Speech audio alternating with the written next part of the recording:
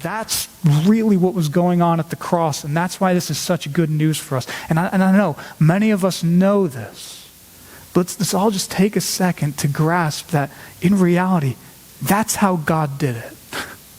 That's how God did it, meaning this is how God solved the big issue of our world and in our hearts. This is the ultimate solution. The reality of Jesus coming, living a perfect life, suffering, and specifically him being our substitute. And I know putting it that way may sound weird, but again, in reality, this was and this still is God's answer. And really, it is the only one that works. It's the only one that can lead people like you and me to forgiveness, to restoration, and to peace, both now and forever. And why?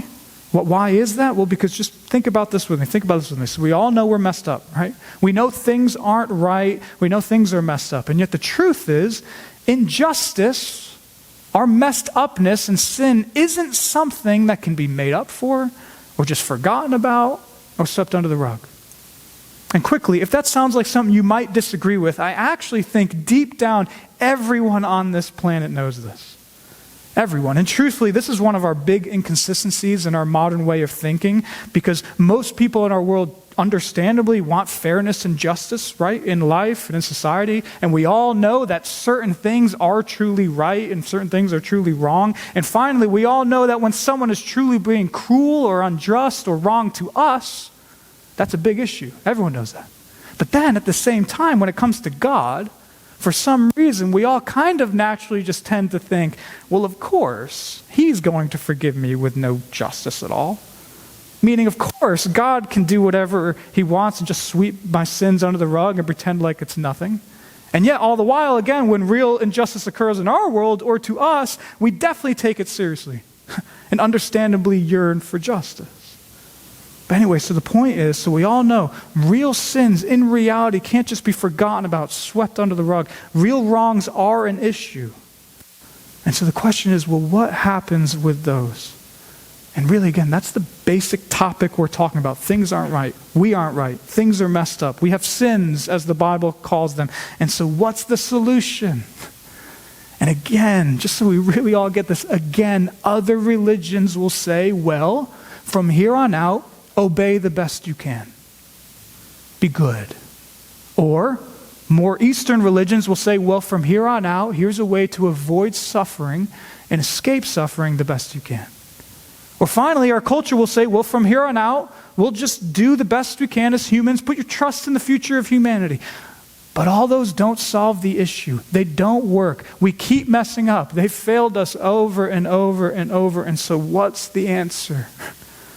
Well, church, the answer really is God coming in and doing something. It's God's grace, God's forgiveness. It's God somehow removing the penalty of those sins from us now and one day removing the presence of sin from this world forever. But still, how can he do that? Well, again, the answer is substitution. Substitution. Or to say it using yet less technical and maybe school-sounding language, the answer is Jesus took our place. Jesus died for our sins, as that's really what the word for means when we say that. Or finally, the answer is, as Peter says here, the righteous died for the unrighteous. He's righteous, we're unrighteous. Meaning there was someone who came into this world who never did anything wrong. He actually never contributed to the suffering of this world through sin, like everyone in this room has. He was truly righteous. He was the pinnacle of love and goodness. But then in that same love, and importantly, in God's plan and in God's way of doing things, it was always the plan that that righteous one, in love and in justice, would take upon himself the specific sins of his people. He'd suffer for those sins. He'd even die for those sins. He'd do it in his people's place, in our place, and he'd suffer for them in full. Which means amazingly that for anyone who trusts him, we are truly now forgiven and absolved of those sins, which means that the root issue of what's wrong with us has been dealt with. And so we are back on God's side, loved, secure, and with a future way brighter than we can even imagine, all because Jesus suffered for sins in our very place. And church, really, one last time, that's the center of the gospel. It's the central reality of the cross. And again, the theological term has been substitution, or even more specifically, because this might be helpful, this has been called penal substitution. Penal substitution. Because the point is, if you read the Old Testament and the New Testament, you can see clearly that in the Old Testament, God was always hinting at this, right? With weird things like that big sacrificial system. And then in the New Testament, it's made crystal clear with Jesus and what's said about him. In the end, what we see is that in God's plan for the restoration and salvation and rescue of all of humanity, anyone in humanity can get in on this, something penal took place.